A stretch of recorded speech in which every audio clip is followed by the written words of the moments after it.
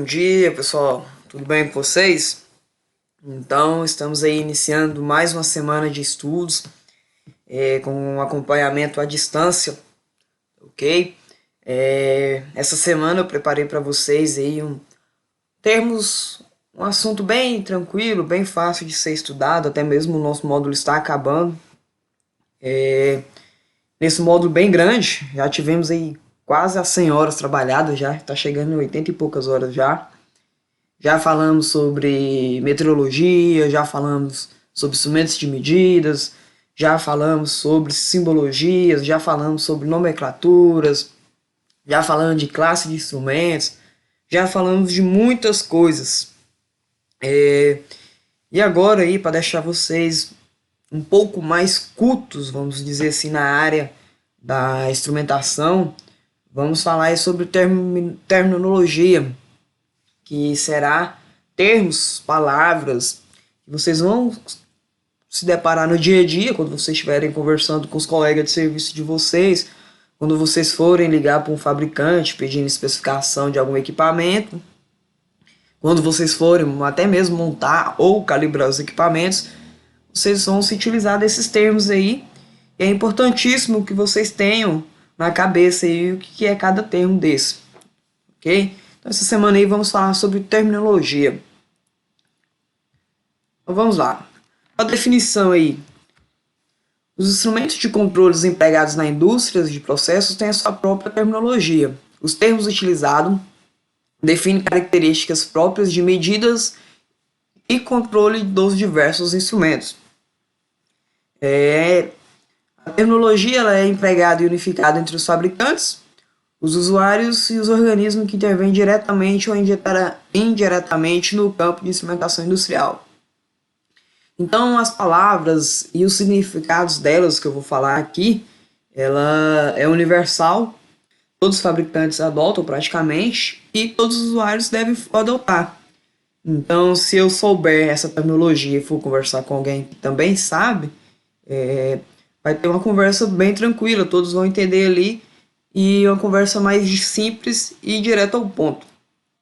Então vamos falar aí sobre a faixa de medida, que nada mais é que vocês vão encontrar escrito como Ranger ou Ranger. Então a faixa de medida, Ranger, é o conjunto de valores da variável medida que estão sendo compreendidos dentro do limite superior e inferior da capacidade de medida ou de transmissão do instrumento. Expressa-se determinando os valores extremos. Então o Ranger, ele nada mais é do que o mínimo e o máximo que o meu instrumento consegue medir, certo? Então vamos supor um exemplo aqui, eu tenho dois exemplos. Eu tenho um exemplo do instrumento que ele consegue medir de 100 a 500 metros cúbicos, certo? Então, abaixo de 100, ou seja, em 99, ele não consegue medir, certo? E acima de 500, 501, ele também não consegue medir. Então, o range dele é de 100 a 500 metros cúbicos, certo? Tem um outro exemplo aqui, o instrumento de medida de pressão. Ele mede desde 0 a 20 psi, ou seja, qualquer unidade de medida maior que 20 psi, ele vai dar erro, ele vai dar fora de escala, certo? A capacidade do instrumento não consegue ler acima disso. Então o range nada mais é isso do que a capacidade mínima e máxima de um instrumento conseguir medir determinada coisa, determinada variável. Então aqui eu tenho um medidor de pressão, certo? Vocês podem encontrar aí, ó, range, certo? Então ele vai de 0 a 50 PSI, ok? Então, primeira terminologia, nós já falamos, e agora nós vamos falar sobre alcance. O que é o alcance? É a diferença algébrica, ou seja, um valor matemático, entre o valor superior e inferior da faixa de medida do instrumento. Cuidado para não confundir isso aí com range, ele é diferente. Ó, um instrumento com range de 100 a 500 metros cúbicos, o mesmo exemplo que eu dei novamente. Porém, o seu span é de 400 metros cúbicos, porque se eu pegar o valor máximo e o valor mínimo, eu vou ter esses 400 metros cúbicos. Então, a diferença algébrica, ou seja, se eu pegar esse valor menos este, eu vou ter um span de 400 metros cúbicos, certo? Então, tenham isso em mente, a diferença entre o range e o span. Facilmente trocado esses dois e são algo bem diferente. Agora vamos falar aí sobre o erro. O erro ele é o quê? É a diferença entre o valor lido ou transmitido pelo instrumento, certo? Em o valor real da variável medida. Se nós tivermos um processo em regime permanente, chamaremos isso de regime estático, certo? E quando tivermos a variável alterando seu valor ao longo do tempo, teremos um atraso na transferência de energia do meio para o medidor. Essa diferença entre o valor real e o valor medido é chamada de erro dinâmico. Então vamos pensar aqui, por exemplo, dois exemplos aqui.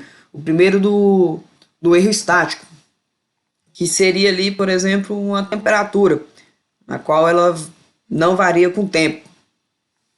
Eu vou ter um erro, eu nunca coloque isso na cabeça de vocês, que eu nunca vou ter a temperatura real sendo lida, e vai ter um errinho ali, porém esse erro estático, ele é um erro no qual ele não me traz tantos malefícios para minha planta, certo?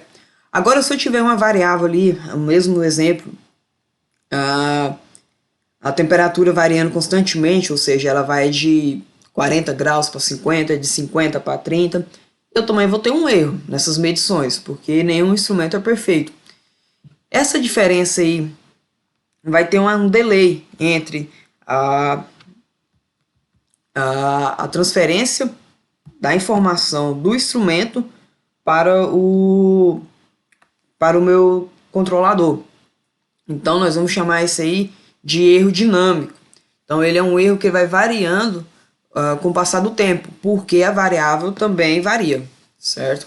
Esse é um erro mais difícil de se controlar e deve ter uma atenção a mais, pois variáveis que mudam ao longo do tempo são variáveis de malha fechada e essas necessitam de ficar dentro dos valores reais, certo? Agora vamos falar aí sobre o zero do instrumento. Isso aqui é muito interessante e vai evitar vocês de passarem algumas confusões no futuro. O que é o zero do instrumento? Ele é o menor valor que o instrumento consegue, entre aspas, ler, consegue medir.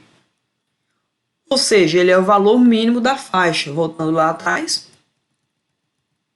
a faixa de medida, que é o range, ela vai explicar para mim a capacidade no qual o meu instrumento tem de ler uma determinada variável, de medir alguma determinada variável. Ah, Flávio, mas por que eu tenho zero de instrumento e tenho range?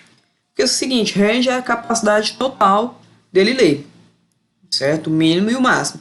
E o zero do instrumento, ele é só o valor mínimo. Vamos olhar o mesmo exemplo aqui do medidor de pressão, que eu citei para vocês anteriormente. Transmissor de pressão. Então aqui, nós temos o zero do range. Então ele vai de 0 a 50 PSI e o valor mínimo dele, o valor dessa escala é de 0, certo? Mas eu quero que vocês prestem atenção numa determinada informação agora. Não necessariamente o zero ele vai ser o zero do instrumento. Nós temos algo aí no meio da instrumentação, no meio da indicação de sinal, na transmissão de sinal, que nós chamamos de zero vivo. O que eu quero dizer com isso? Se vocês olharem ali a saída desse transmissor de pressão, a saída dele é de 4 a 20 mA, certo? O menor valor dessa área aí é o 4 mA. Então isso nós chamamos de zero vivo. Ou seja, ele é o fundo da escala, ele é o fundo do range, porém é um tipo de sinal. 4 mA é um sinal elétrico. Nós chamamos de zero vivo Porque quer me dizer o seguinte: imagina aí um transmissor que envia sinal para o controlador de 4 a 20 miliamperes. Se ele tiver em 20 miliamperes, ou seja, enviando capacidade total de sinal de corrente, o controlador vai saber que aquela variável que está sendo lida, ela está no seu valor máximo, certo? Agora, se ele estiver enviando 4 miliamperes, ele vai saber que aquela variável que está sendo lida, que está sendo transmitida para o controlador, ela está no valor mínimo, certo? E se ele estiver enviando 0 miliamperes, ou seja, não estiver enviando nenhum tipo de sinal, o controlador vai saber também que tem algum erro ali. Por quê? Nós temos o zero vivo. O valor mínimo da variável é 4 miliamperes e não 0. Agora, se fosse um sistema aí de 0 a 20 miliamperes, quando enviasse 20 miliamperes, o controlador ia saber que estava no valor máximo. E quando enviasse 0 miliamperes, ia ter duas possibilidades. Ou estava no valor mínimo, ou poderia estar estragado aquela leitura. Então, esse sinal de 4 a 20 miliamperes aí, ele é bastante difundido, bastante utilizado na indústria. E vocês têm que ficar atentos a isso quanto ao zero do instrumento, porque aí nós temos aí o que nós chamamos de zero vivo. Certo? Para hoje, só introdutório, é somente isso. Eu quero que vocês pesquisem mais sobre terminologia, ok? Essa semana eu vou trabalhar um pouco mais com pesquisas, então eu quero que vocês pesquisam. Provavelmente na quarta ou na sexta-feira vai ter uma atividade de pesquisa, ok? Eu vou disponibilizar material e tudo mais, mas eu quero que vocês também pesquisam sobre terminologias na área da instrumentação. Para hoje é isso. Qualquer dúvida, eu estou lá no WhatsApp, eu estou no fórum de tirar dúvidas lá da plataforma. E eu peço a vocês uma interação maior, tudo bem? Tenham um bom dia, fiquem com Deus e até a próxima aula.